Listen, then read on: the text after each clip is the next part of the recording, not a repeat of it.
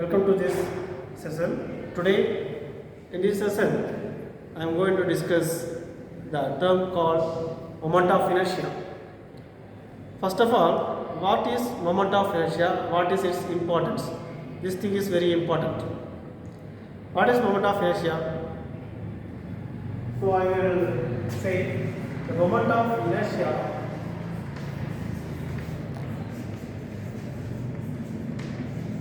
is represented by the letter I. Okay, it is represented by the letter I. Then, what is the unit? The unit is measured in terms of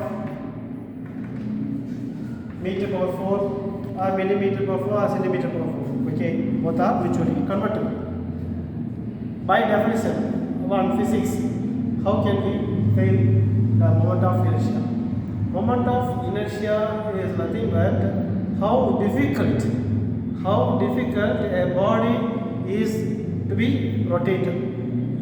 Okay, otherwise it is nothing but given the resistance for a body to have the angular momentum. Okay, or angular velocity. Okay, so it is giving the resistance for a body to rotate. Okay, if the value of moment of inertia is higher, there much difficulty we are having to rotate a body. That is the moment of inertia. Okay, and how can we find the values for moment of inertia? Whether it is depending on which parameter. Is it depends on material? Let's see. Okay. Otherwise, is there depending on any other parameters or properties like temperature, pressure, or any other energy? Does it have the relation between moment of inertia with respect to other properties? Definitely not. Definitely, it does not depend on those kind of properties. It refers only on the cross section of the geometry. Okay, it is called sectional property. It is otherwise called sectional property. Okay, it does not depend on whether the material is steel or material is wood or material is stainless steel or bronze. So it does not depend on material also.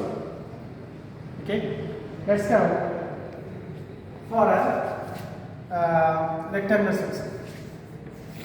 For a rectangular section, rectangular cross section. I am telling that it is rectangular cross section.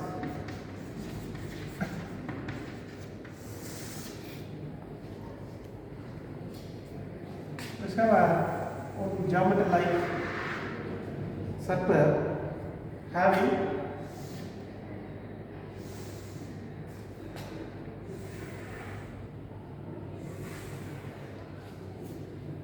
so from this, it is called a cylinder, but the cross section is here circle. Okay, the cross section is circle. Okay, like that. If any other object, let's have this one. Consider this is wooden material. Okay, this is a wooden material having length, breadth, okay, and thickness. By seeing this is the front view. Okay, what is the sectional view? This section, cross section is rectangle. Okay, so like this we have to have crosses. Okay, we have to have crosses. For rectangular cross section, how can we find out the moment of inertia? So let's have the base or breadth B, depth is D. Okay, so moment of inertia is I, and we have with respect to y-axis, with respect to x-axis, two different things here.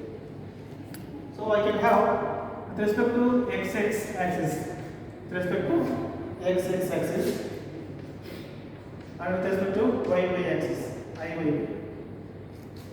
For x-axis, we consider the horizontal dimension into cube of the vertical dimension divided by 2, 12. Okay, such that b into d cube by 12. B d cube by 12 is the moment of inertia about the x axis. For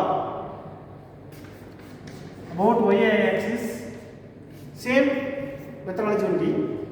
You consider about y-axis, consider the same length like along the axis. So this d into the perpendicular thing, you have to take the cube of that. So d b cube by 12.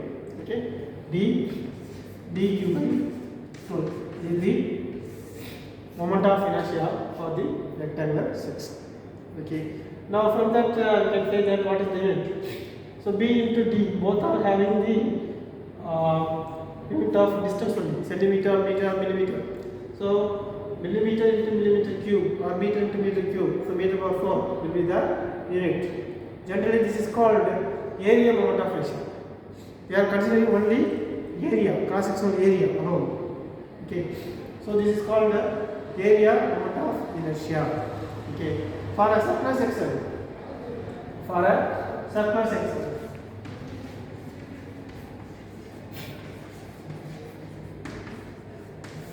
for a circular section having diameter, okay, having diameter d,